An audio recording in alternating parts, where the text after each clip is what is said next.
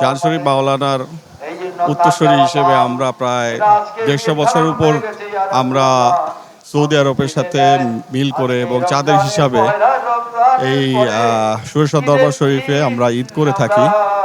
তো এটা আমরা যেহেতু এত বছর যাবৎ করে আসছি, আমাদের বংশধররাও করে আসছে সবাই। আর আমাদের গ্রামবাসী এবং আমাদের ভক্ত সুরেশ্বরী বাবার যে যারা ভক্তবৃন্দ আছে তারা সবাই আসলে এই নিয়মটাই ফলো করে থাকে। এটা শুধু যে সুরেশ্বর দরবার শরীফের সুরেশ্বর গ্রামের মধ্যে হয় তা না, এটা ঢাকাতেও আমাদের যেসব খানকা শরীফ আছে সেখানেও হয়ে থাকে। তো আলহামদুলিল্লাহ সবাই আমরা একসাথে ঈদ করি ঈদের দিনে, এবং এটা সৌদি আরবের সাথে মিল করে ঈদ করি দেখে আমাদের আরো বেশি আনন্দ হয়। তো এখন একটু পরে আপনারা হয়তো দেখবেন আমাদের জামাত শুরু হবে।